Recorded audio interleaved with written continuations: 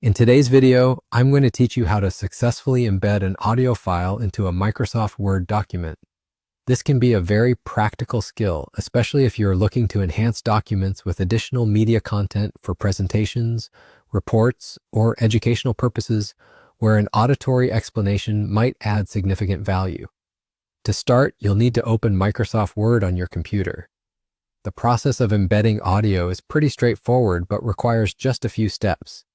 First, ensure you have your Word document ready. It can be an existing document that you're working on or a new blank document depending on where you want to place the audio file.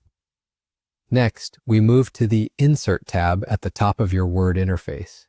You'll find various tools and options here that allow you to include different types of content in your document. What you're looking for is the Object button. This is located within the text group, identifiable by the icon that symbolizes objects. Clicking on Object will open up a dialog box. Here, you will see two tabs at the top.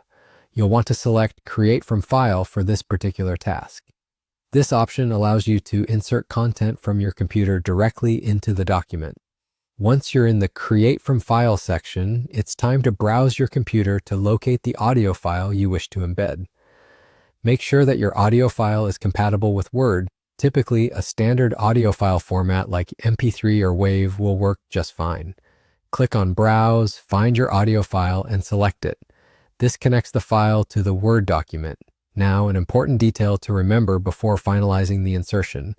Check the box that says Display as Icon. By selecting this option, instead of a long visual representation of the audio file, you'll have a neat icon embedded in your document. This is not only tidier, but also more user-friendly, as the reader can simply click the icon to play the audio. After you've checked the Display as Icon box, hit OK to embed the audio. And there you have it. Your audio file is now a part of your Word document.